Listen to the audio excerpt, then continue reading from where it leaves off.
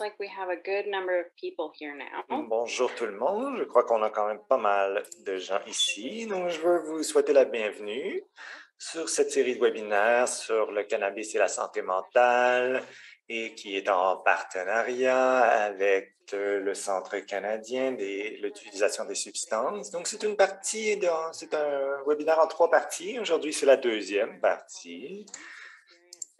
Et on va parler des expériences de l'usage du cannabis et la santé mentale. Donc, je vais commencer par me présenter. C'est moi-même et Ali, nous allons co-animer le webinaire aujourd'hui. Donc, bonjour tout le monde. Je m'appelle Emily Alexander et je vous parle de Newfoundland au Labrador, de Terre-Neuve. Et je suis co-présidente au Conseil des jeunes et je suis heureuse d'être ici aujourd'hui. Ali, est-ce que tu veux te présenter? Oui, bonjour, je m'appelle Ali Campbell et je suis ici aujourd'hui de Wingaman en Ontario, qui est près de la côte est du lac Huron.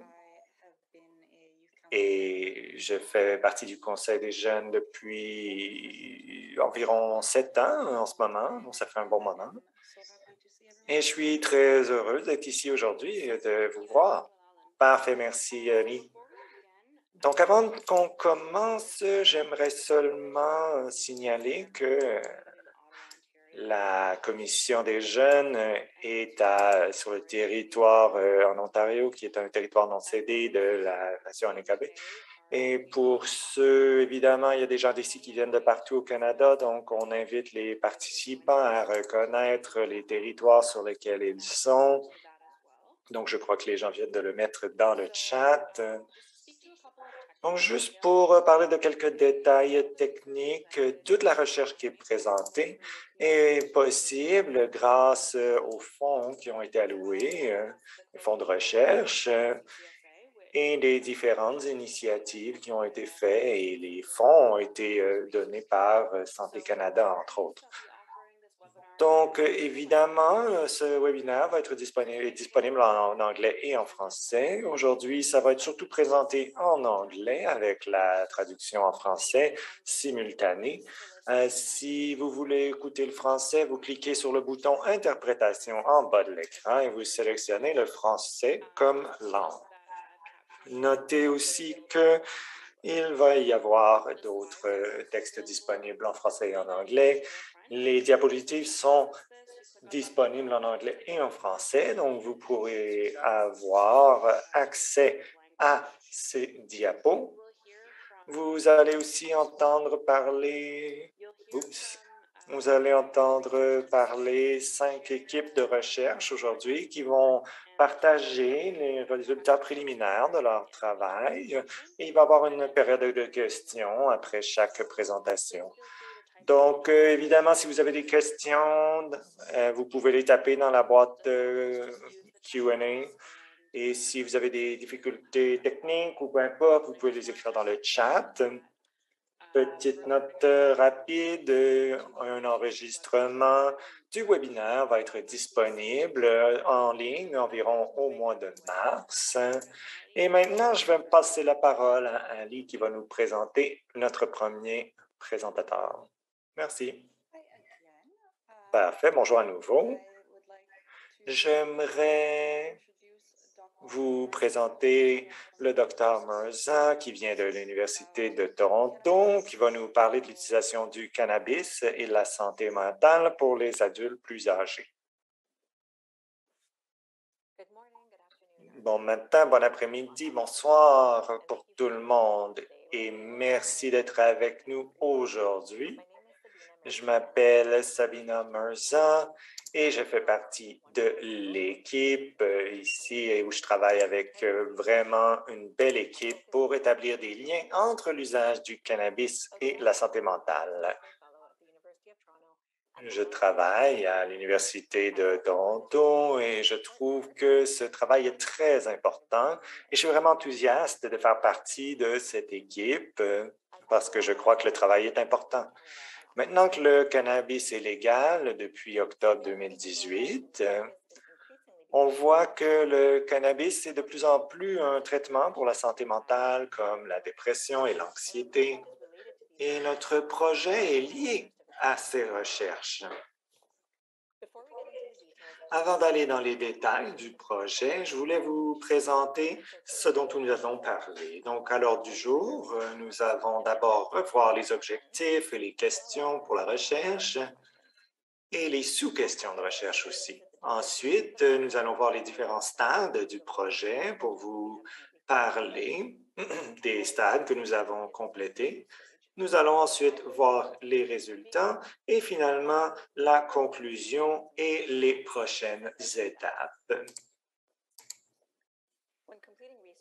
En faisant la recherche, évidemment, la question de recherche est très importante. Donc, c'est l'intention derrière notre recherche. Donc, la question ici, c'est quel est le lien entre l'utilisation du cannabis et la santé mentale pour les adultes plus âgés. Donc, on cherche à établir le lien. On veut savoir quelles seront les implications pour les politiques et les pratiques et s'il y a des écarts à trouver. La population sont les adultes de 65 ans et plus. Nous avons implémenté un processus de plusieurs étapes pour répondre à ces questions. Et nous voulons utiliser cette information pour aider les preneurs de décision en termes de politique. Donc ici, nous voyons sur la diapo les grandes lignes des objectifs de cette recherche. Et on cherche donc à préciser les liens entre le cannabis et la santé mentale afin de les comprendre. Et ça va nous donner une meilleure perspective dans la vie des adultes plus âgés qui utilisent le cannabis. Et finalement, l'aspect des consultations va être aussi très important. Donc, nous allons parler aux preneurs de décision en santé publique de manière à bien établir les politiques et la recherche dans ce domaine de manière à pouvoir effectuer les bonnes interventions pour aider ce segment de la population. Les objectifs vont être faits avec cette méthodologie. Donc, nous voulons aller lire la littérature qui a déjà été faite sur ce sujet. Et en date d'aujourd'hui, c'est ce que nous avons fait et je vais vous présenter les résultats dans les prochaines diapos. Nous allons ensuite faire 15 interviews qualitatives et ensuite nous allons faire un sondage, donc 500 personnes, un sondage quantitatif, 500 personnes qui ont utilisé le cannabis pour un traitement pour la santé mentale afin d'aller chercher des données par rapport à l'usage du cannabis. Ensuite, nous allons avoir des consultations avec les différents partis pris de ce sujet, donc les preneurs de décision et les physiciens, afin d'établir un lien et de trouver les écarts potentiels. Et finalement, nous allons parler des conférences et les publications qui pourront être effectuées par la suite. Évidemment, nous travaillons dans un contexte de pandémie et la sécurité est donc un aspect primordial.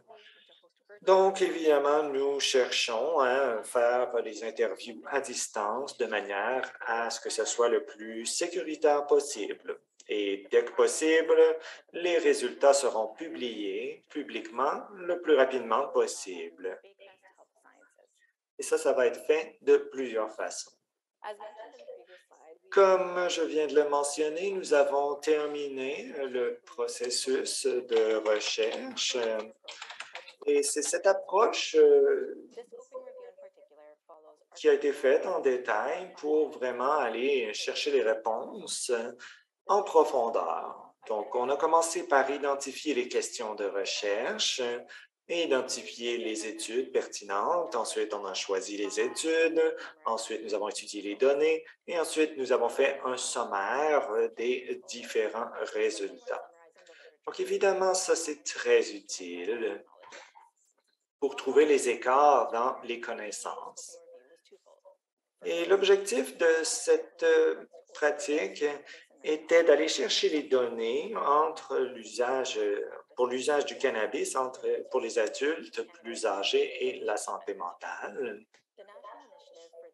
L'initiative nationale a mené plus de 20 études de ce genre pour faire une recension de la littérature afin de faire des études empiriques à l'avenir. Et jusqu'à date, nos résultats sont concordants aux attentes.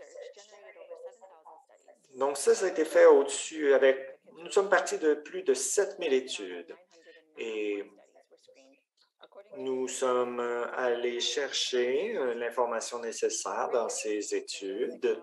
Il y avait plusieurs critères d'exclusion pour éliminer les études qui n'étaient pas pertinentes à notre recherche.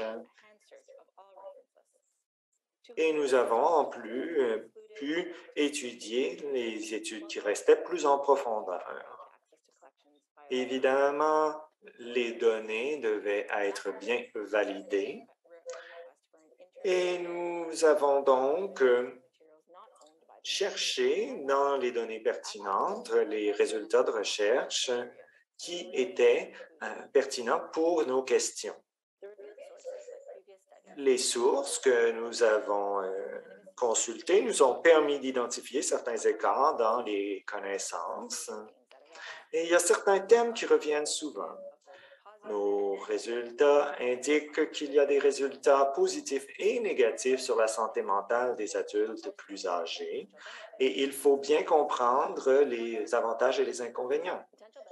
Par exemple, les avantages incluent un soulagement de la douleur et ça diminue aussi l'anxiété et l'insomnie. Mais il faut faire attention à l'automédication par le cannabis parce que des fois, il peut avoir certains avantages, mais il faut faire très attention parce que il y a toujours un risque de dépendance au cannabis. Et certains impacts négatifs aussi. Ça peut inclure la dépression, l'anxiété, une détresse psychologique, une idéation suicidaire et une dépendance au cannabis. Si vous avez un historique de problèmes de santé mentale, ça peut avoir un impact important ici. Et il y a aussi certains changements négatifs qui peuvent être observés lorsque des adultes plus âgés utilisent le cannabis, comme par exemple des problèmes avec la coordination, certains problèmes respiratoires, par exemple. Donc, il faut faire très attention. Et plus nous regardions les résultats, plus nous voyons que dans la recherche, plusieurs étapes doivent être respectées. Parce que nous voyons bien qu'il y a énormément d'écarts dans les connaissances.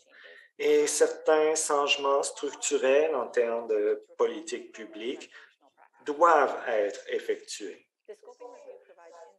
Nous avons aussi eu certaines perspectives intéressantes par rapport à cette étude. Donc, en termes d'implication pour la recherche, nous pouvons aller chercher plus de données par rapport aux écarts qui ont été identifiés. La plupart des études que nous avons observées sont des études quantitatives. Il y a peu d'études qualitatives.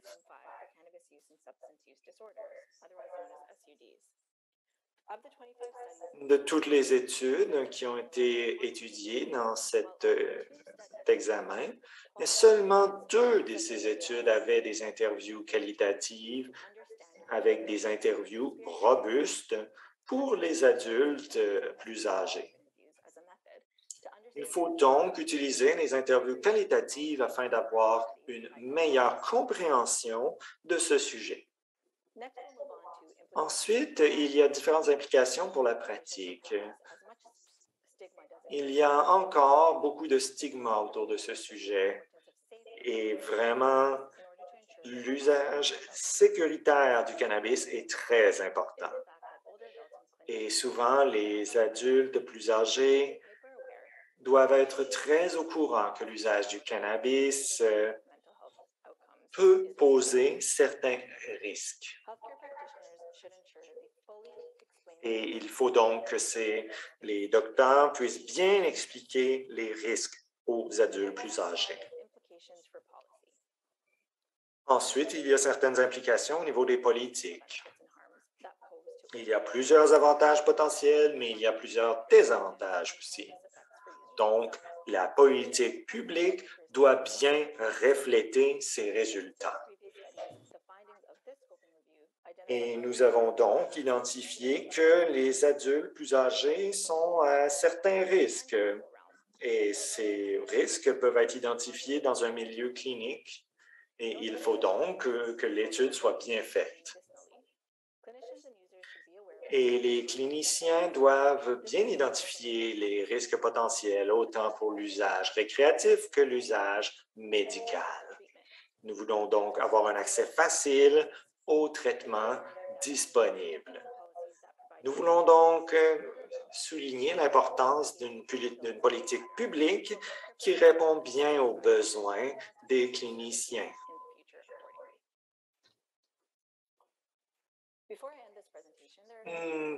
Il y a aussi certains éléments qui sont importants à noter pour les prochaines étapes. Cette recherche est menée par comité et orientée sur les actions et se base sur la philosophie que la recherche doit être faite en harmonie avec les communautés. Il y aura donc un comité qui va être mis sur pied pour bien évaluer et mener à bien cette recherche. Il faut vraiment que les études aient un impact positif ici pour la communauté. Les objectifs de ces initiatives sont en lien avec les objectifs de Santé Canada pour les aînés. Il faut voir que l'âge ne doit pas être un obstacle pour l'accès à de bons services de santé.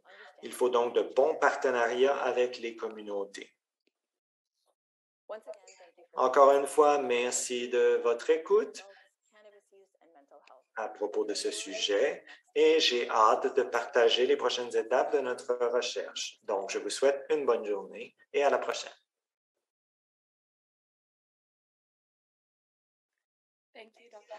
Merci, Dr. Mirza, pour cette présentation. Nous avons du temps maintenant pour quelques questions. Nous aimerions vous signaler que vous devez taper vos questions dans la boîte questions-réponses. Vous pouvez poser vos questions en anglais ou en français.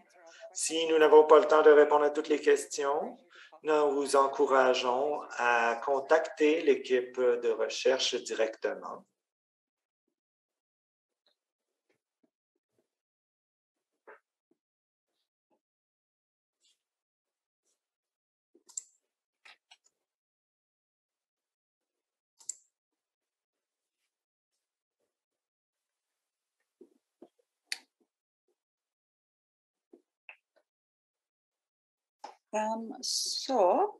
Our first question is, Donc, première question, quels sont certains des résultats surprenants que vous avez dans votre recherche?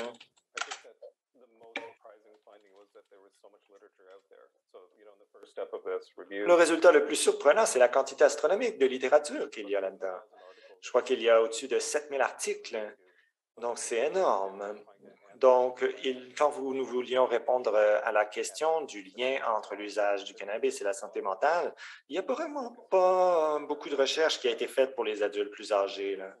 Donc, je crois que certains points que je peux soulever, c'est que lorsque nous parlons de l'usage récréatif versus l'usage médical, ça dépend vraiment, la définition change dépendant à qui vous demandez, là. Donc, ça, c'est quelque chose qui doit être clarifié. Est-ce qu'un clinicien pourrait dire qu'un adulte plus âgé qui utilise le cannabis pour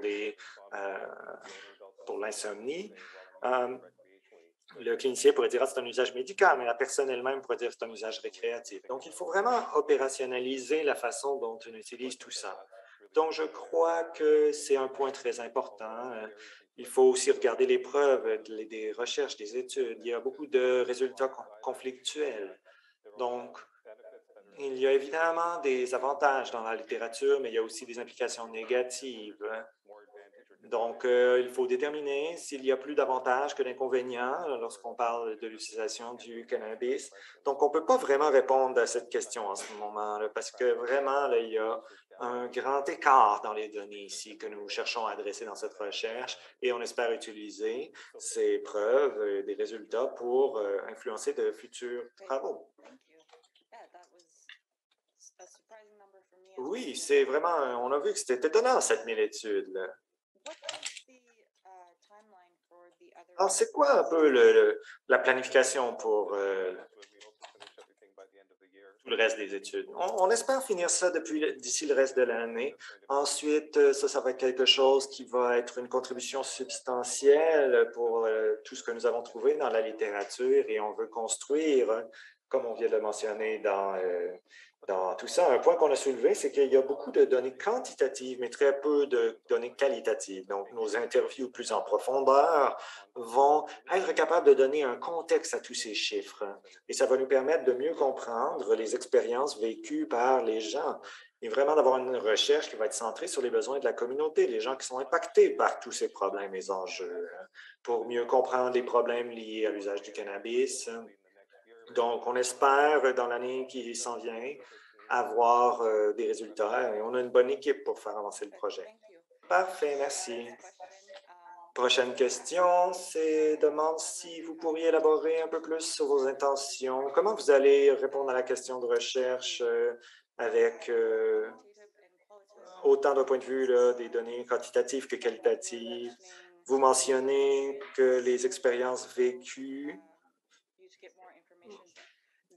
des gens vous permettraient d'avoir plus d'informations. Donc, quelqu'un cherche ici la question de recherche à propos de la directionnalité avec ces différents composants. Si vous pourriez dire un mot là-dessus. Merci. Ah, oui. Le travail qu'on a fait vraiment cherche à nous donner des instruments pour comprendre les données quantitatives.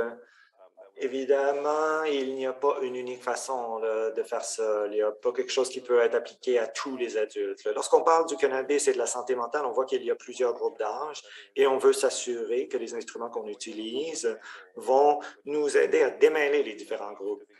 Donc, par exemple, qu'est-ce qui mène à l'usage du cannabis? Est-ce que c'est un problème de santé mentale qui mène à l'usage du cannabis ou est-ce que c'est l'inverse?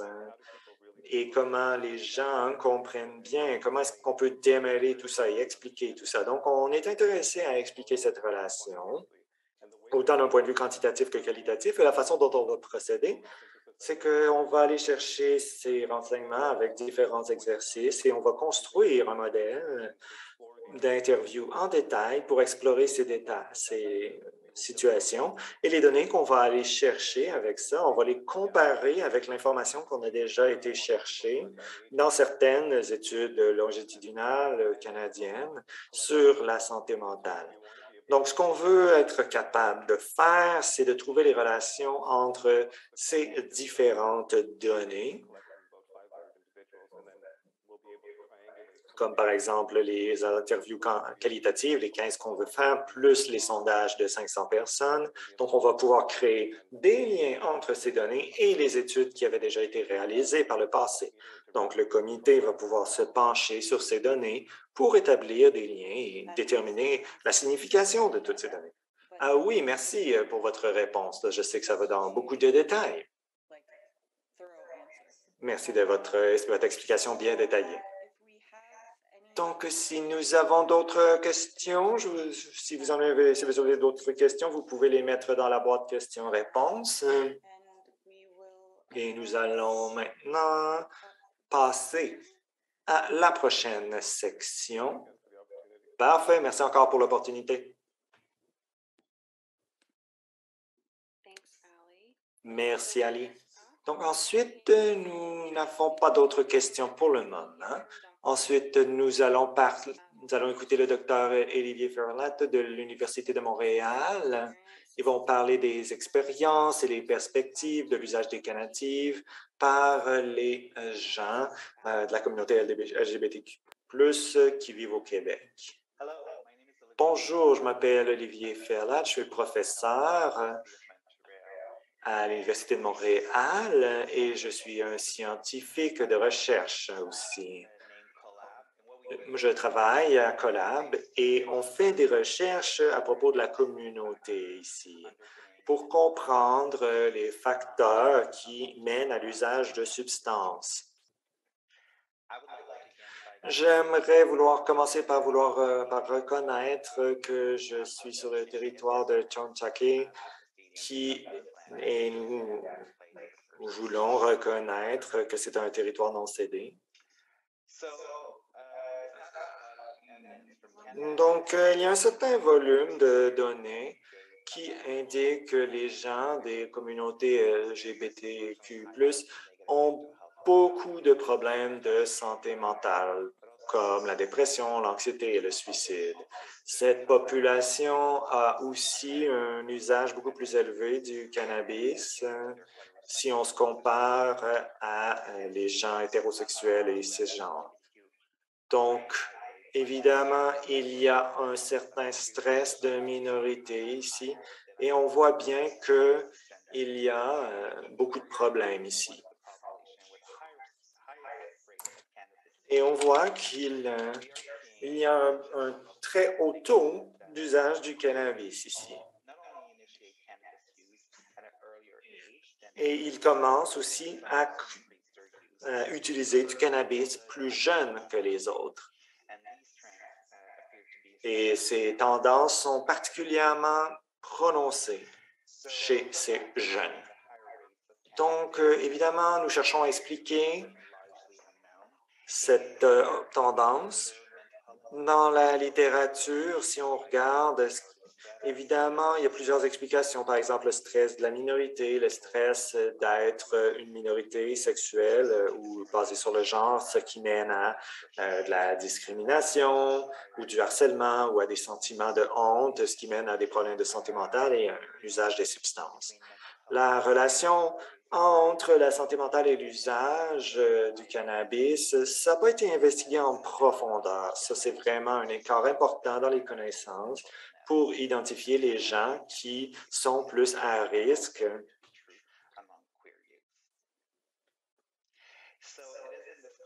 Donc, c'est dans ce contexte que nous avons lancé une étude qui s'appelle Cannapix. On utilise une méthodologie de recherche qui s'appelle PhotoVoice, où est-ce que les gens prennent des photos de leurs expériences et de leurs perspectives et de voir comment c'est un lien avec la santé mentale et l'usage du cannabis. Et les participants discutent de ces photos et dans des interviews individuelles. Et ça permet aux participants de ne pas seulement avoir à utiliser leurs mots pour décrire leur expérience, mais aussi ça leur donne beaucoup de pouvoir par rapport aux thèmes qui sont discutés. Ce projet est financé par la Commission de la santé mentale et on est très reconnaissant pour ce financement. Donc, je voudrais juste donner à vous montrer l'équipe Cannapix parce qu'on fait ça en termes, ce projet est vraiment axé sur la communauté. Et donc, c'est vraiment un projet qui est fait par les jeunes et pour les jeunes. Donc, Tara Chanadi, qui est une postdoc pour ce projet, qui supervise ce travail. Aussi Pierre-Jacques Deblois, qui a été formé dans ces approches, et ce sont eux qui travaillent sur le recrutement, qui expliquent aussi le programme PhotoVoice et nous permet d'avancer dans l'analyse des données. Et nous avons 46 jeunes qui ont été interviewés dans ce projet. Et je vais partager certains des résultats préliminaires de notre projet. Dans un contexte où les services de santé mentaux sont très limités pour ce démographique et où est-ce que ces jeunes souvent sentent que se sentent souvent marginalisés par le système de la santé. Souvent, plusieurs d'entre eux utilisent le cannabis pour traiter leurs problèmes et des fois, ça améliore leur santé mentale, mais évidemment, ce n'est pas toujours approprié. Donc, par exemple, cette jeune femme qui a pris une photo de son lit avec un joint dans sa bouche et elle a décrit des problèmes par rapport à son anxiété, mais elle n'a pas rien trouvé qui marche très bien en ce moment, à part le cannabis. Et elle parle de comment l'usage du cannabis a eu un impact très positif pour sa santé mentale en termes de diminution de l'anxiété, mais aussi pour l'aider à mieux dormir. Et les jeunes parlent souvent, parce qu'évidemment, d'être queer, c'est encore stigmatisé. Et souvent, il y a beaucoup de messages négatifs liés à leur identité. Donc, le cannabis est souvent vu comme un outil pour décrire leur expérience vécue à propos de leur identité.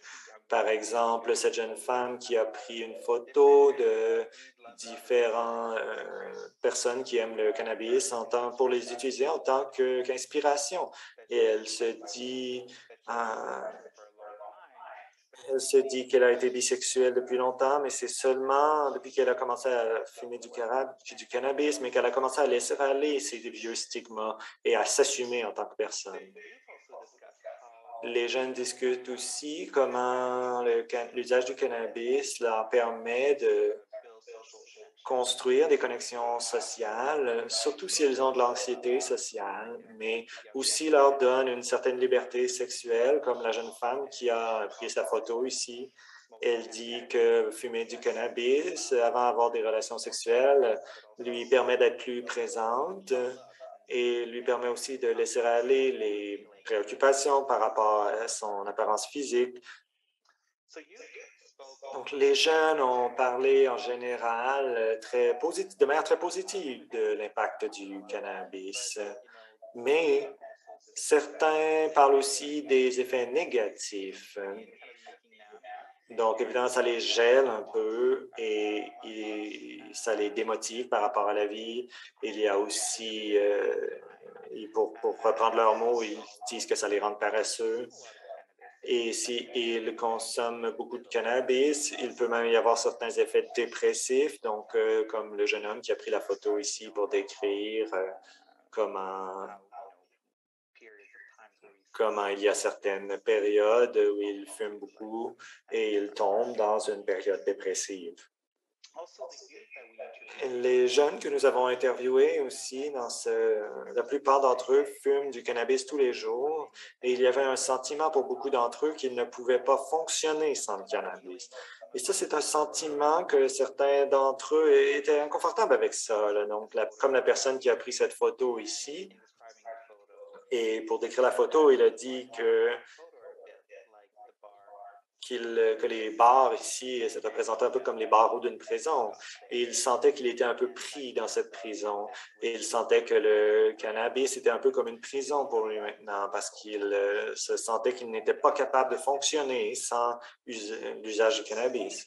Donc, quelles sont les implications de ce travail? Évidemment, c'est très tôt dans l'analyse des données, mais ce qui est évident est que l'usage du cannabis c'est un outil qui permet une certaine introspection et qui aide ces jeunes à avoir une meilleure conscience de leur genre ou de leur identité sexuelle et ça les amène dans un voyage d'acceptation et ça peut augmenter leur connexion sexuelle. Le cannabis a aussi été vu comme un remède et comme un outil pour aider leur santé mentale. Surtout quand ces jeunes trouvent que les services de santé sont inadéquats pour eux. Aussi, ces jeunes sentent que les pourvoyeurs de services de santé étaient ils sentaient un grand stigma par rapport à eux. Et c'était difficile pour eux de discuter de ces sujets. Donc, en termes des implications de cette recherche, il faut vraiment adresser le stigma qui est attaché à l'identité queer, mais aussi le stigma qui est attaché à l'usage du cannabis, malgré la légalisation. Un autre point intéressant Vous savez, les gens, ces jeunes voient le cannabis comme quelque chose de positif, mais ils savent qu'il y a des effets négatifs aussi. Donc, je crois qu'il faut faire plus de travail pour comprendre ces effets négatifs et comment est-ce qu'on peut les aider, comment est-ce qu'on peut les soutenir dans ce projet. Donc, si vous voulez en savoir plus à propos de mon lab, de mon labo, voici mon Facebook, mon Instagram et bientôt nous allons avoir toutes les photos du Cannapix sur notre site Web. Merci.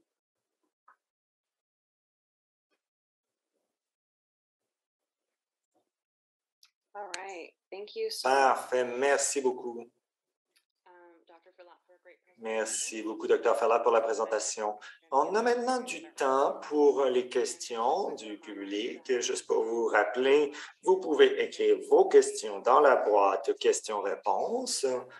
Et donc, sentez-vous bien libre d'écrire vos questions en anglais ou en français. En attendant les questions, je voudrais dire que nous venons tout juste de lancer le site Web ce matin. Il y a quelques erreurs, là. Je vous encourage quand même à y aller, à aller sur le site Web. Il va y avoir des photos par rapport aux différents projets qui vont être sur le site Web. Donc, si vous êtes intéressé d'en savoir plus, vous pouvez aller là et observer tout ça. Oui, parfait, merci. Je viens de mettre ça dans le chat. Une question. Est-ce que l'idée derrière le projet Cannapix pour utiliser, est-ce que c'était une stratégie de recrutement des photos ou c'était pour les aider à mieux se comprendre? Ah oui, je crois que l'idée d'utiliser des photos, c'est seulement une façon, je crois, de mieux connecter avec les jeunes. Et ce qui est très intéressant avec cette approche, c'est que ça va changer la dynamique de recherche. Au lieu d'avoir quelqu'un qui vient et dit, il raconte son histoire dans une interview et qui répond à des questions, c'est eux qui prennent les photos. C'est eux qui dessinent qu'est-ce qu'ils vont prendre en photo. Et l'interview, en le fond, finalement, c'est eux qui parlent de leurs photos. Et dans ce contexte-là, c'est très intéressant. Et ça renverse la dynamique de pouvoir. Donc, les jeunes se sentent plus en confiance et peuvent nous parler des thèmes qui sont importants pour eux. Donc, ce qu'on veut faire avec tout ça, c'est utiliser les photos aussi pour que les gens soient plus conscients des différentes situations. Donc, on va mettre les photos sur le site Web et qui viennent avec les commentaires des différents participants. Et on espère qu'il va y avoir aussi quelque chose qui va pouvoir être fait en personne, mais bon, évidemment, ça va dépendre de la situation COVID, là. Mais on espère peut-être que ça va pouvoir être possible de faire ça à l'automne, en 2022, pour créer un espace où les gens peuvent se réunir et discuter de ces enjeux et en apprendre plus sur la perspective de ces jeunes en termes de l'usage du cannabis et de la santé mentale. Parfait. Il y a beaucoup de bonnes rétroactions, beaucoup de commentaires qui disent que ça, c'était vraiment une excellente façon de procéder et que c'était très personnel et honnête, donc vraiment un travail fantastique. Une autre question que nous avons, quelles sont les prochaines étapes pour cette recherche puisque les données ont été rassemblées? Quelles sont les prochaines étapes pour l'analyse? Oui, en ce moment, nous sommes en train de travailler sur différents projets pour analyser les données et on aimerait trouver une façon aussi d'avoir un peu un résumé des résultats par rapport à tout ça et pouvoir avoir quelque chose à donner aux pourvoyeurs de services de santé. Évidemment, les jeunes avaient beaucoup à dire sur ce sujet-là, donc on veut vraiment aller pouvoir rendre les résultats publics le plus vite possible. Donc, et aussi, évidemment, continuer la recherche dans ce domaine-là, parce que c'est un secteur où la recherche, la littérature était très pauvre, là. Il fallait aller chercher beaucoup de renseignements de ce côté-là. Donc, évidemment, il n'y avait presque rien qui a été fait sur ce segment de la population, là. Donc, j'espère que notre recherche va inspirer plus de futures questions de recherche. Donc, c'est quelque chose qu'on cherche à adresser. Donc, surtout en termes de comment diminuer le tort qui est causé à ces jeunes et comment est-ce qu'on peut adapter nos stratégies par rapport à l'usage du cannabis. Donc, tout ça, c'est plein de questions qui vont être intéressantes à explorer dans de futurs projets. Oui, merci. Une question intéressante ici.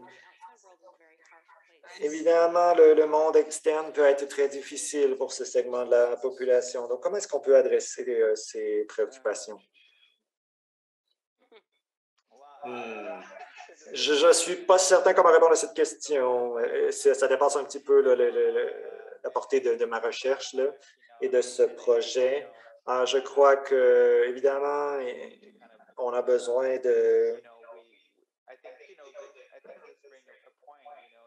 Je crois qu'un des points importants ici, le projet, ce qu'on espère qu'il va ressortir du projet, c'est qu'on va être capable d'amener ces préoccupations aux preneurs de décisions, de manière à ce que ceux qui prennent les décisions pour la santé publique aient la bonne information.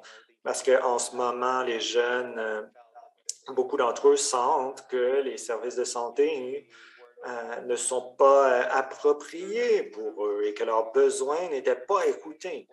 Donc, on espère qu'avec ce projet, nous allons pouvoir les aider et utiliser les photos pour offrir une meilleure information en termes de santé pour ces jeunes. Oui, parfait. J'ai aussi une demande là, qui demandait d'avoir le site web dans le chat. Je crois que c'est déjà fait. Et vous avez aussi noté qu'ils utilisent le cannabis parce que les services de santé actuels ne sont pas appropriés pour eux. Donc, quelqu'un se demande s'ils ont mentionné des écarts particuliers dans les services de santé actuels. Oui, je crois que, en fait, je pense qu'un des enjeux ici, un des problèmes, c'est que beaucoup d'entre eux, lorsqu'ils ont essayé d'avoir accès aux services de santé en santé mentale, des fois, ils ont une prescription, mais ils ne peuvent pas avoir de service de thérapie, là. Donc, je crois que c'est très difficile. L'accès aux services en santé mentale au Québec est particulièrement difficile, surtout l'accès gratuit là, au Québec, là. Donc, ça, c'est vrai pour tous. Donc, je crois que ça, c'est un obstacle particulièrement important. Ça monte des barrières pour l'accès aux services. Mais en général, ils sentaient qu'il y a déjà un stigma autour de le fait d'être queer. Si on ajoute un problème de santé mentale et un usage du cannabis, ils ressentaient qu'il y avait trop de stigma et qu'ils ne pouvaient pas, ils ne se sentaient pas en sécurité de partager ces informations avec les pourvoyeurs de services de santé, là. Donc, ça, c'est un élément qui revenait souvent. Oui, en effet, c'est tout à fait vrai. Quelque chose à ajouter par rapport à ça en tant que jeune qui fait partie de ce groupe. Je considère qu'il y avait plusieurs points intéressants que vous avez mentionnés. Vous avez mentionné qu'il y avait beaucoup d'usage de cannabis, beaucoup de problèmes, en particulier pour les jeunes femmes bisexuelles. Et je me demandais si vous savez pourquoi c'est le cas. Et si vous savez pourquoi les gens dans cette étude, est-ce que c'est des données qui ressortaient particulièrement? Je crois que vous avez mentionné que les données n'étaient pas tout à fait disponibles. Mais je me demande un peu là, où est-ce que vous en êtes en ce moment? Je ne crois pas qu'on a une très bonne... Je n'ai pas vraiment de bonne réponse pour ça en ce moment. Je ne sais pas pourquoi les jeunes femmes bisexuelles sont plus touchées par ça en ce moment. Là, je n'ai pas la réponse, malheureusement. Et on ne sait pas pourquoi. On ne sait pas pourquoi ils ont... Évidemment, c'est une tendance qui a été rapportée dans les études, mais il n'y a pas vraiment un lien clair en ce moment. La réponse n'est pas tout à fait claire. Une des hypothèses est que ces femmes font face à différentes situations parce qu'il y a beaucoup de phobie envers la bisexualité dans la communauté queer. Donc, peut-être qu'il y a un certain stigma qui est là. Peut-être qu'ils ont aussi des problèmes avec certains stigmas dans la communauté queer et ça aussi, évidemment, les réponses sont variées, là. Il y a des femmes bisexuelles qui sont ou ont été dans des relations hétérosexuelles avec des hommes et certains membres de la communauté et ces femmes, des fois, ne voulaient pas avouer leur identité en bisexuelle ou queer. Donc, on peut penser que toutes ces conditions mènent à du stress et donc à l'usage du cannabis. Merci beaucoup. Je suis très heureuse de ne pas être dans cette position-là, et que j'ai un partenaire qui me donne un bon soutien. Donc, je ne sais pas s'il y a d'autres questions par rapport à tout ça. Sinon, nous allons passer à la prochaine présentation. Parfait. Merci beaucoup. Donc, prochaine présentation, c'est la collaboration entre l'Alliance de l'Alberta et le comité ABD et la collectivité Abétis. Leur équipe est avec nous aujourd'hui. Bonjour et bienvenue à notre présentation. Je m'appelle Cody et je suis un des chercheurs qui est dans ce projet. CARMA, c'est un acronyme qui dit le cannabis en tant que méthode de médication par rapport à la santé mentale et l'addiction, donc la dépendance. Et on veut étudier l'impact du cannabis sur la santé mentale. Donc, les gens qui utilisent des substances. C'est une collaboration entre AWARE et Habitus Collective. Et dans l'ordre du jour aujourd'hui, nous allons donner une brève introduction aux organisations qui travaillent. On veut aussi présenter les objectifs de recherche et on va aussi parler des résultats qu'on cherche à avoir avec ce projet. On va parler des différentes phases du projet et finalement, nous allons parler des différentes observations préliminaires. Bonjour tout le monde, je m'appelle Kathleen Roll, directrice exécutive à AWARE. Donc, c'est l'Alliance de l'Alberta. On est un organisme à but non lucratif qui se concentre sur ce type de travail. Nous avons des chapitres à Edmonton, à Calgary et Blackbridge où nous avons des programmes pour mettre en place différents projets communautaires et différentes initiatives, comme donner des formations aux communautés, comment avoir différentes recherches aussi faites par les pairs. Et nous avons travaillé avec différents services de santé, différents organismes à but non lucratif. Nous avons aussi travaillé avec certaines universités. Donc, nous sommes très contents de faire cette recherche en collaboration avec différents organismes.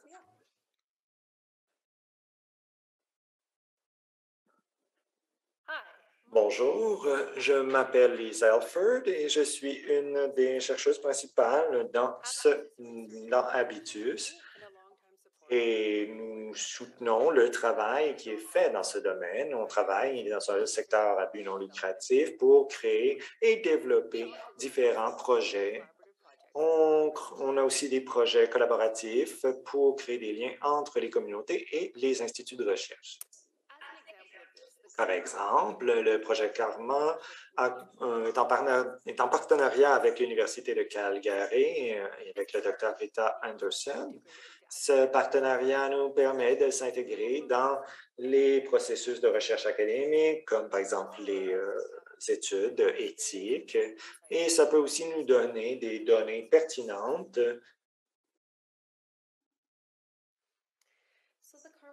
Donc, le projet CARMA a été développé avec l'intention d'avoir une participation communautaire. Ce que ça veut dire, c'est que les perspectives des gens qui vivent ces problèmes ou de dépendance peuvent être intégrées dans les projets de recherche. Donc, évidemment, c'est un élément critique pour développer nos outils de recherche, pour aller chercher des données. Et tout ça doit être co-développé dans un esprit collaboratif. On espère que les résultats de cette recherche vont nous permettre d'offrir des nouvelles perspectives pour établir des politiques de santé mentale par rapport à l'usage du cannabis. Et on pense que d'avoir une approche basée sur la communauté et d'avoir des chercheurs pairs intégrés dans le projet va nous permettre d'atteindre notre deuxième objectif, qui est aussi de diminuer le stigma par rapport à la santé mentale et l'usage du cannabis. De plus, la recherche nous savons que le fait d'intégrer les pairs dans cette recherche a été une façon efficace d'aller chercher les capacités qui sont déjà développées dans leur travail et on peut les incorporer à la recherche.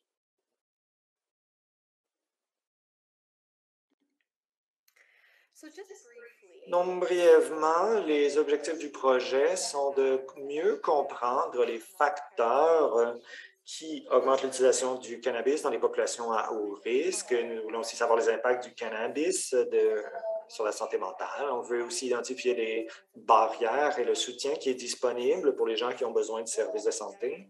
Et on veut aussi comprendre l'impact du stigma et de la légalisation du cannabis sur cette population. Et en termes de résultats qu'on voudrait, évidemment, ce n'est pas seulement une vision académique. On veut, oui, la publication de cette recherche, mais on veut aussi avoir du soutien offert directement aux communautés. On veut que ces organisations puissent mieux comprendre l'impact sur la santé mentale de l'usage du cannabis. On voit aussi qu'il y a beaucoup d'espoir par rapport à la construction d'un modèle qui pourra être utilisé pour continuer la recherche dans ce domaine.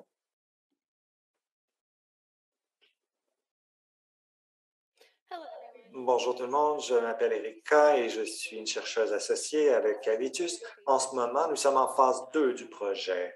Donc, on est en train de faire la collecte de données et on travaille sur la collecte de données quantitatives et on va travailler avec les données qualitatives maintenant. La phase 3 va être la suite de ce projet. Donc, de plus nous avançons, évidemment, nous allons avoir une co-analyse des données et nous voulons regarder tout ce qui a été fait jusqu'à date. Et évidemment, il y a un processus d'évaluation dans tout ça. Et ensuite, nous allons réfléchir à nos résultats afin de déterminer si nous avons atteint nos objectifs et déterminer les différentes façons dont nous pouvons nous améliorer. Donc, évidemment, nous voulons déterminer nos forces et nos faiblesses et les leçons que nous pouvons tirer, tout ça.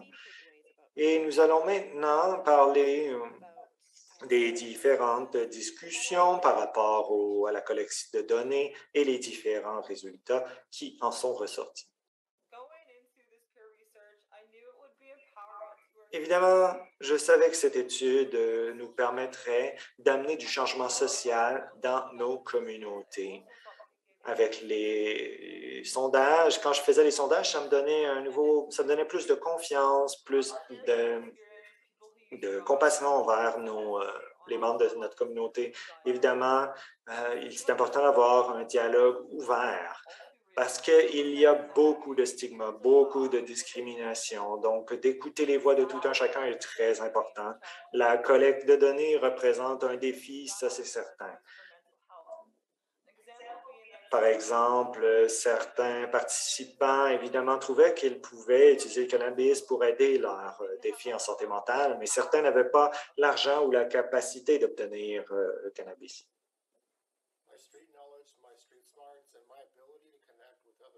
Mon habilité à me connecter facilement aux autres est un avantage. Ma capacité de trouver les gens qui seraient prêts à participer a été un point aidant dans cette recherche et ça a été utile pour savoir qui approcher. Par exemple, j'ai une manière de me vêtir qui me rend plus facile d'approche. Donc, je dirais, souvent, je leur commençais par leur poser simplement une question par rapport à leur journée, comment ça va? Et ensuite, je pouvais leur parler un peu plus pour déterminer si, une fois que j'avais développé une certaine relation, je pouvais ensuite leur demander s'ils voulaient faire partie d'une recherche. Et finalement, je voulais vraiment présenter les choses d'une façon je veux avoir le résultat, de leur donner de manière à pouvoir affecter les politiques publiques pour les aider de plus en plus.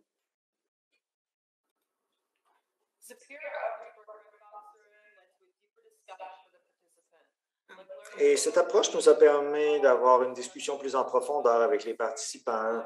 Quels étaient leurs vrais besoins? Quelles étaient leurs idées? Comment ils voulaient améliorer la communauté?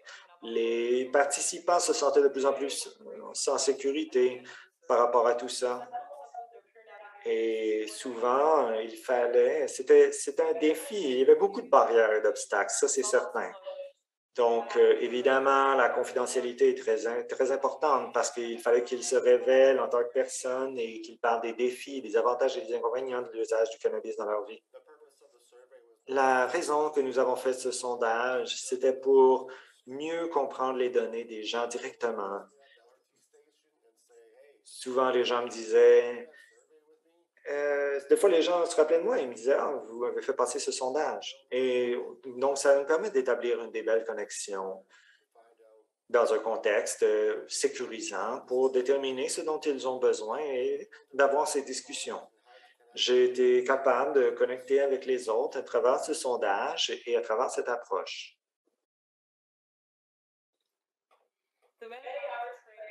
Évidemment, il y a eu beaucoup d'heures de formation qui ont été faites. Ça m'a beaucoup aidé à avancer avec confiance, par exemple, sur différents processus de confidentialité, de consentement éclairé. Donc, c'était très important d'avoir tous les éléments réunis d'une manière qui a du sens pour la communauté. Vraiment, la communication efficace est un élément clé dans ce principe. Et vraiment, si les jeunes sentent qu'ils sont avec quelqu'un en qui ils peuvent avoir confiance, c'est un élément très important. Et vraiment, la raison d'être du sondage, c'est de changer les politiques et d'aider l'organisation. C'est plus qu'un travail. Parce qu'évidemment, quand c'est moi qui répondais, des fois c'est moi, par le passé, j'ai répondu à des sondages, mais maintenant c'est moi qui les donnais. Donc, ça m'a donné une perspective intéressante.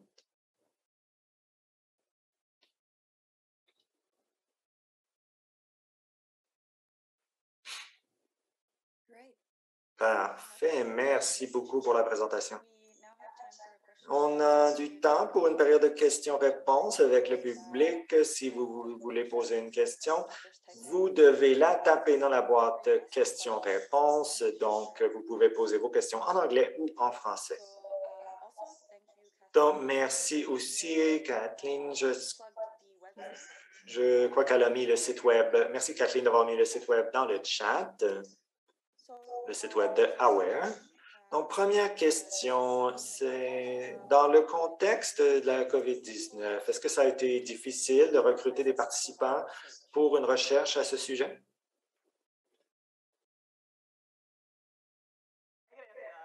Oui, je peux répondre à cette question.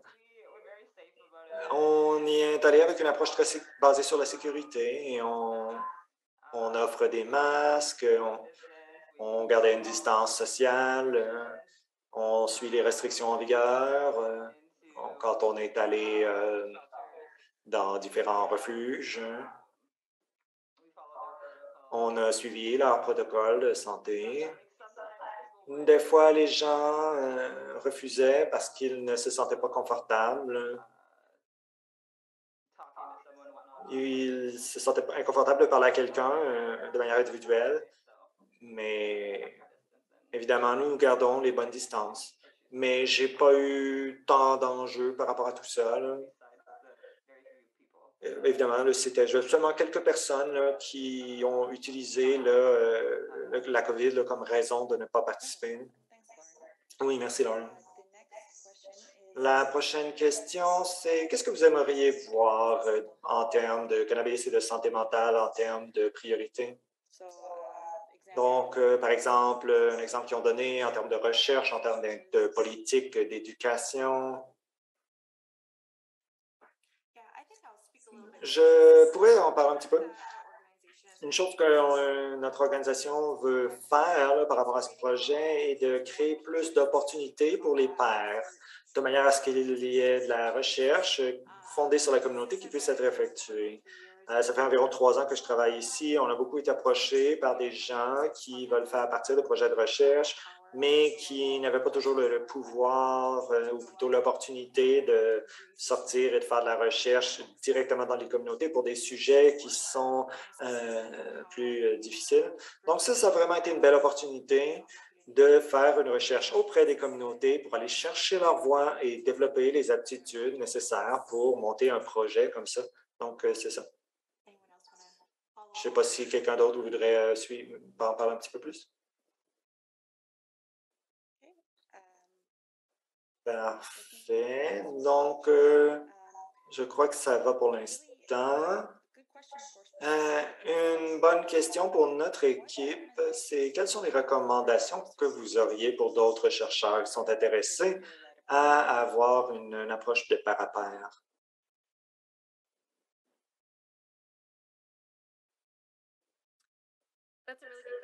Très bonne question. Je crois que ça, c'est un des points les plus importants. Comme Kathleen a dit, on a été capable de bâtir ce projet dans un esprit de collaboration. Et ça, c'est venu pas seulement c'est pas seulement grâce au financement du MHIC, c'est vraiment tout le travail qu'on a fait là, au niveau des pairs en termes de recherche, que ce soit au niveau de l'organisation ou avec nos différents partenaires ou avec les différentes universités. Donc, pour nous, un des éléments les plus importants pour construire ces projets de recherche par à pair, c'est de créer vraiment une relation authentique avec, une des façons dont on fait là, dans le projet, c'est qu'on a approché la question de manière très intentionnelle. Donc, on voulait bâtir les questions de recherche ensemble pour créer ces outils de recherche qui ont ensuite permis un avancement collaboratif. Et vraiment, c'est un projet de recherche qui a été mené dans un esprit de collaboration. C'est un projet aussi très dynamique, très interactif. C'est fait de très près avec les communautés, avec la communauté. Et donc, il pouvait soulever différents points par rapport à la collecte de données. Mais pour moi, là, je dirais que ça a été un des éléments les plus importants. Là. On voulait vraiment amener l'aspect communautaire. Mais je sais que beaucoup des gens ici qui sont dans cette présentation aujourd'hui ont leur propre perspective par rapport à ça. Donc, je vais passer la parole à Kathleen, Cody, Lauren, Erika. Donc, si vous voulez ajouter quelque chose.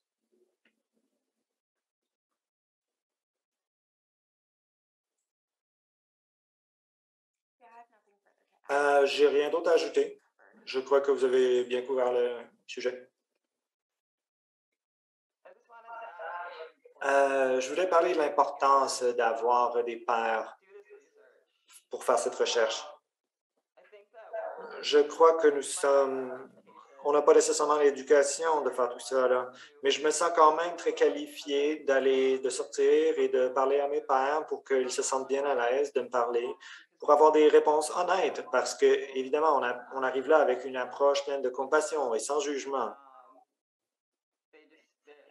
Et donc, ils se sentent plus en confiance de s'ouvrir et de partager leur situation et donner des réponses honnêtes à des questions qui peuvent être parfois très inconfortables, comme par exemple, quelle drogue est-ce que vous utilisez? Et sont plus à l'aise d'être ou de s'ouvrir quand on leur dit « Oui, j'ai utilisé le cannabis et des drogues plus dures. » Et quand ils disent « Ah, ils se rendent compte que nous sommes un pair » et ils s'ouvrent plus. Je crois que ça, c'est l'importance d'avoir une recherche de pair à pair. C'est très important si on veut avoir les vraies réponses.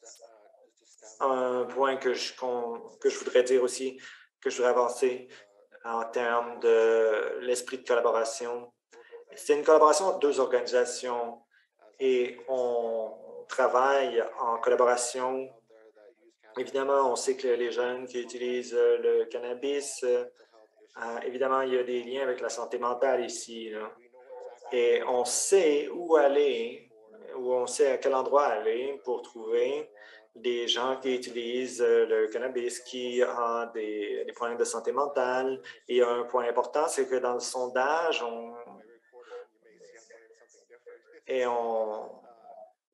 un point important, c'est de construire des relations de confiance avec les participants. Et ça nous aide vraiment à bien faire notre travail.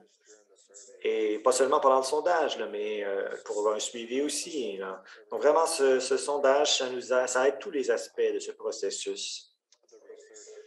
Tout le processus de recherche qui est aidé par tout ça, là, par cette approche basée sur les pairs. Si je pouvais juste ajouter un petit quelque chose.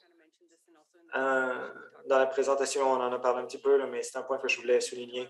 À travers cette collaboration et en étant avec des partenariats, avec des relations par à pair à Calgary et à Edmonton, on est capable de faire un suivi avec les gens à différents endroits et offrir du soutien aux gens qui font les sondages et les interviews. Et je crois que ça, c'est vraiment un élément très important.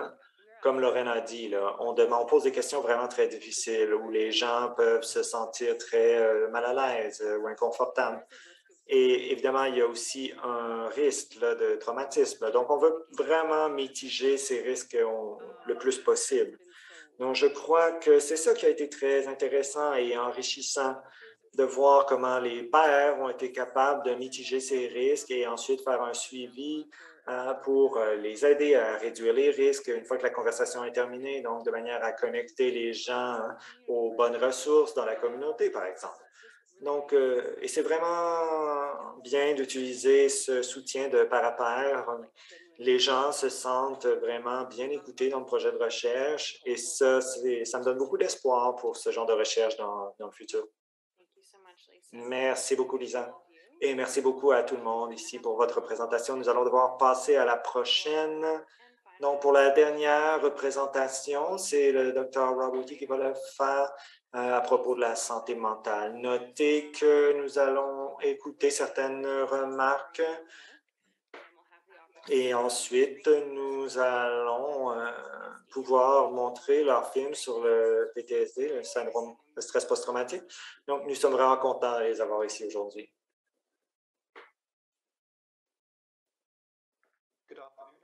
Bon après-midi tout le monde. J'aimerais commencer par dire merci à la Commission de la santé mentale au Canada et merci aussi à la Commission de santé mentale qui a financé cette étude dont je vais vous parler aujourd'hui. Je vais présenter aujourd'hui en anglais, mais vous êtes bienvenus de poser des questions en français. Je suis disponible pour donner une présentation de mon recherche en français si quelqu'un est intéressé. So today I'm going to talk about a project that began. Donc aujourd'hui, je vais parler d'un projet qui a commencé en septembre 2020, donc ça fait environ un an et demi. Et ça, c'est vraiment un portrait vidéo. C'est une méthode qui va chercher un groupe de gens qui ont été affectés par un enjeu particulier. Et ensuite, on fait un documentaire d'un point de vue communautaire. Donc, par exemple, les gens participent, par exemple, c'est des pêcheurs à Terre-Neuve, par exemple. Ça peut être quelque chose qui est utilisé par différentes communautés pour parler de leurs problèmes. Et dans ce projet, nous voulions vraiment amener l'attention sur les problèmes et enjeux de l'usage du cannabis par les gens qui ont des problèmes de santé mentale. Donc, nous avons suivi les procédures de recherche habituelles. D'abord, vous devez rassembler les gens, le groupe de travail qui va construire et produire les vidéos. C'est important de mentionner qu'un élément clé de ces vidéos est que le groupe de travail n'a pas besoin de formation préalable en journalisme ou en vidéographie ou en production. Non, parce que tout le paquet, tout ça vient dans la formation. Donc, nous avons réuni les gens qui ont utilisé du cannabis dans un contexte de santé mentale et nous voulons les écouter et leur enseigner différentes façons de procéder avec différents logiciels, par exemple, parce qu'évidemment, dans un contexte de pandémie, nous avons dû utiliser Zoom, des plateformes en ligne. Donc, ça a été un processus qui a été quand même assez fastidieux. Mais ensuite, nous avons demandé au groupe de faire un peu une liste des sujets qu'ils aimeraient aborder dans le documentaire. Et de cette consultation est venu plusieurs sujets. Et on a donc voulu interviewer beaucoup de gens qui ont utilisé le cannabis en lien avec la santé mentale et on pouvait voir les différents sujets qui en ressortiraient. Donc, on voulait que les gens soient interviewés dans ce projet et toutes les interviews sont faites en ligne à cause de la COVID. Donc, nous avons regardé du côté de Vancouver, nous avons regardé Psychology Today aussi, différentes stations. Nous avons fait des annonces dans différentes stations radio, sur les médias sociaux. Et nous avons recruté 27 personnes et nous avons aussi réuni certains experts, des professeurs qui étudient le lien entre le cannabis et la santé mentale. Et à la fin de ce processus, on a regardé aux données que nous avions recueillies et nous avons pu faire 3 documentaires. Le premier s'appelle Weeding Through the Mix, donc Cannabis 101. Alors, si on parle de l'origine et les préjudices par rapport à l'usage du cannabis, si on regarde l'historique jusqu'au jour présent, c'est environ un documentaire de 10 minutes. Deuxième vidéo s'appelle le cannabis médical pour la santé mentale. Dans cette vidéo, on regarde pourquoi les gens qui ont des problèmes de santé mentale utilisent le cannabis. Donc, l'anxiété pour des problèmes de sommeil, des choses comme ça. Donc, cette vidéo est aussi 10 minutes. Et la dernière vidéo que je vais vous montrer dans quelques minutes parle des vétérans canadiens qui vivent du syndrome de stress post-traumatique, entre autres. Et on voit que dans la communauté des vétérans, évidemment, on a eu beaucoup de courriels de cette communauté qui disent qu'ils sont très intéressés à participer et qu'ils ont beaucoup d'histoires très importantes par rapport à ça. Souvent, ils revenaient au pays après leur service avec des blessures physiques et psychologiques. Et vraiment, d'avoir une bonne politique de santé mentale ici, c'est primordial. Et tout ça a eu un impact sur leur usage du cannabis. Donc, je vais vous montrer la vidéo, c'est 10 minutes. Si vous voulez voir les 2 autres vidéos, il y a une première en ligne ce soir avec Alicia Einstein et c'est sur Zoom. Mais si vous voulez y participer, envoyez-moi un courriel, je vais lier ça, je vais avoir un lien dans le chat. Sinon, la vidéo va être sur YouTube, disponible demain. Et il va aussi avoir une présentation privée à n'importe quelle organisation qui voudrait travailler avec nous pour avoir une discussion. Donc, ça, c'est mon projet et je vais maintenant partager la vidéo.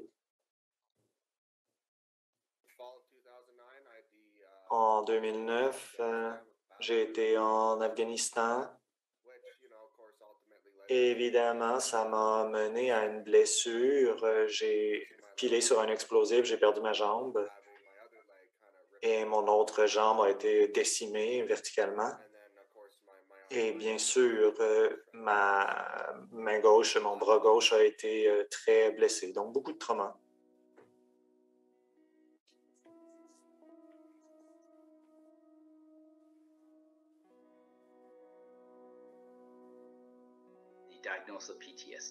Le diagnostic de PTSD, c'est quelqu'un qui a été exposé à un événement traumatique.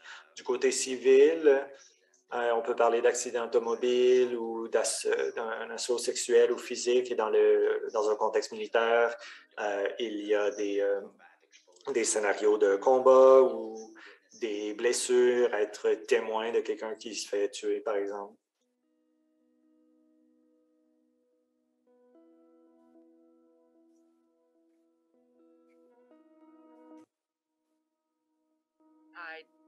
Bonjour, je me suis joint j'étais médecin dans les forces canadiennes pendant 14 ans. En 2020, j'ai été diagnostiqué avec du PTSD. Mon PTSD vient de quand j'ai vu servir en Yougoslavie. C'est une blessure psychologique. Parce qu'évidemment, les règles de combat n'étaient pas du tout idéales là-bas. Si quelqu'un tirait sur quelqu'un à côté de moi, je ne pouvais pas retourner le feu parce que j'étais pas tiré, on ne tirait pas sur moi. Évidemment, il y a un élément là, même quand je suis de retour dans la vie civile, là, je suis toujours hyper vigilant, je regarde pour voir s'il y a du danger. Et souvent, j'ai peur, comme si un explosif allait exploser à tout moment. Donc, même si je suis de retour au Canada, je reste toujours vigilant, je regarde les fenêtres, je regarde les mains des gens constamment. Donc,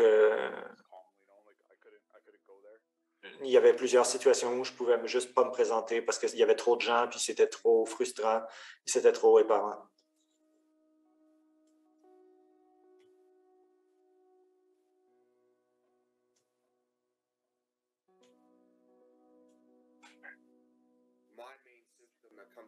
Mais j'ai beaucoup de symptômes. J'ai une grande dépression.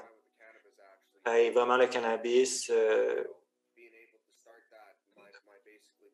me permet de mitiger les effets de cette dépression. Le cannabis m'a aidé à diminuer mon anxiété. Il y a certaines journées où je suis plus déprimé et ça aide à me relever et à me donner une certaine motivation pour avancer. Et ça m'aide aussi avec ma clarté d'esprit, ce qui est un effet surprenant. C'est quand même surprenant, là, souvent parce que c'est l'effet inverse, là. Mais quand je prends du cannabis, je me sens plus motivé d'avancer. Évidemment, certaines souches donnent plus d'énergie, certaines souches vous aident à relaxer. Et ça m'aide à me calmer aussi quand je suis très, très stressé et que j'ai beaucoup d'anxiété. Et ça me remonte aussi quand je suis plus déprimé.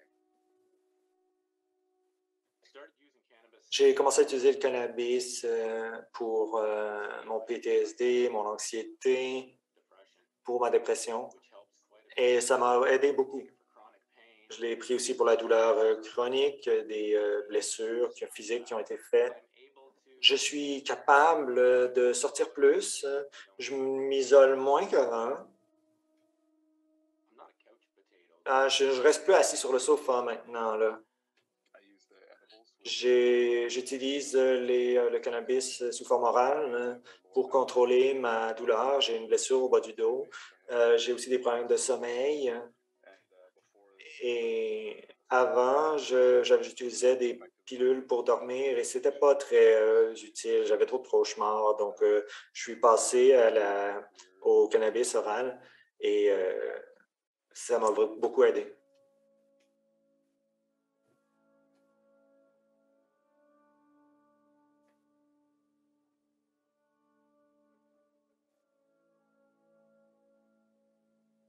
Veterans Affairs Canada is, as far as I know, the only insurance company out right now that insures. Il n'y a qu'une seule compagnie d'assurance qui rembourse le cannabis.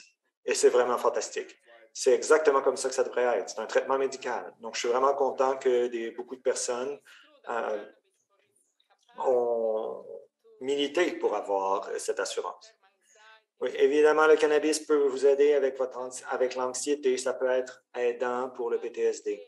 Mais évidemment, on sait qu'à long terme, le cannabis peut être néfaste pour la santé mentale. L'anxiété peut ensuite être pire et la dépression peut être encore plus sévère. Donc, il faut y aller avec prudence. Il faut qu'il y ait plus d'études avant de déterminer si le cannabis peut vraiment être approprié pour le PTSD.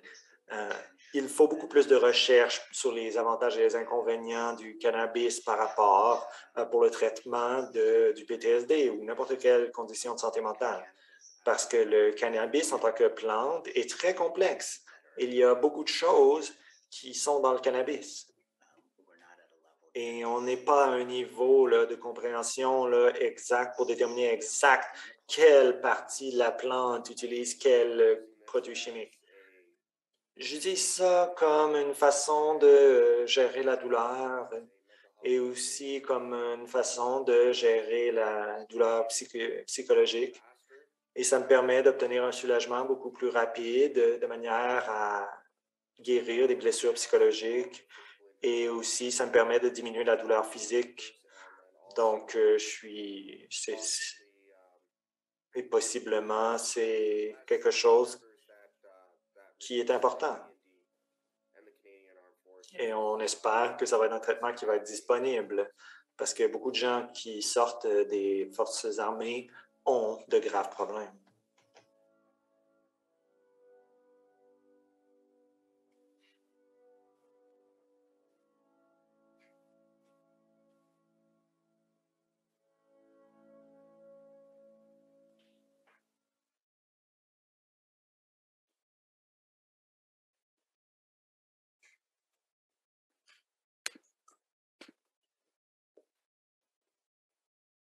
Thank you, Dr. Whitley. Merci, Dr. Whitley, pour la présentation d'aujourd'hui.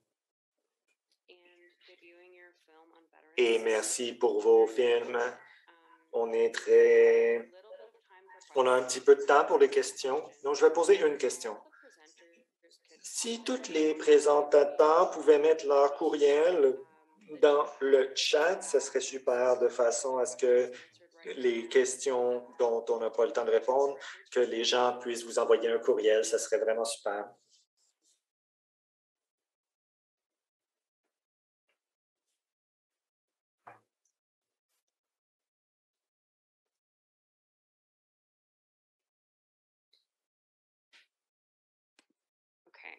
Parfait.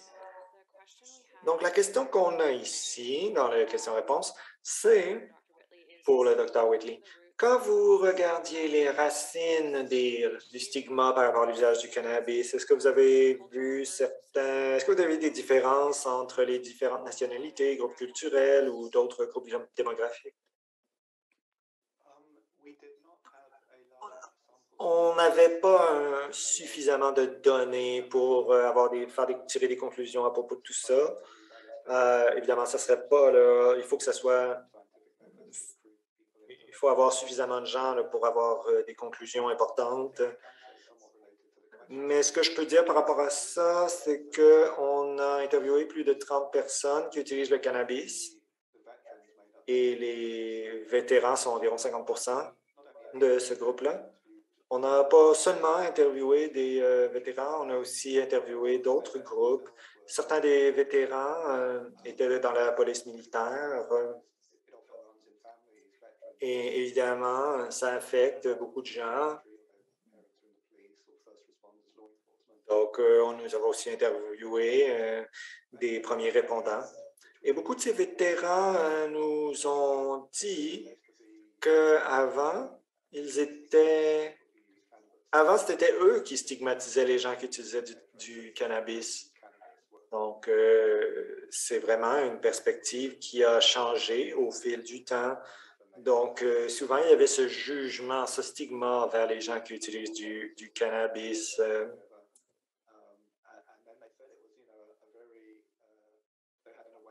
Et donc, quand ils sont maintenant vécu toute cette douleur et qu'ils ont vu à quel point le cannabis pouvait les aider, ça a complètement changé leur perspective par rapport à l'usage du cannabis. Donc, ça a beaucoup diminué le stigma et le jugement par rapport à l'usage du cannabis, par rapport à la santé mentale surtout.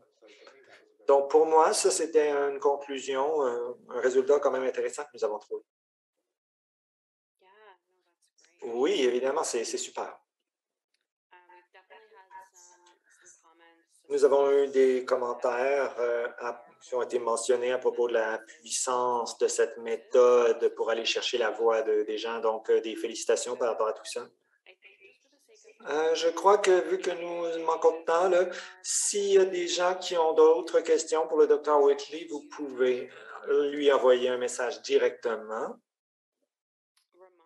Et je voulais vous dire à tous les présentateurs, si vous pouvez mettre vos informations de contact dans le chat, de cette façon, le public va pouvoir vous contacter s'ils ont, ils pourront vous envoyer un courriel s'ils ont des questions de suivi. Ça serait vraiment super. Donc, merci.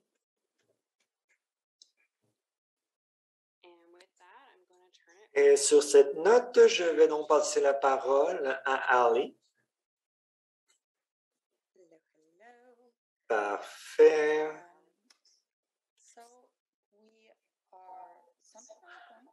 Donc, nous allons terminer et j'aimerais seulement remercier à tous nos présentateurs. Merci d'avoir partagé votre temps et votre expertise avec nous aujourd'hui. Merci aussi aux animateurs. Merci aussi à tous ceux qui sont présents.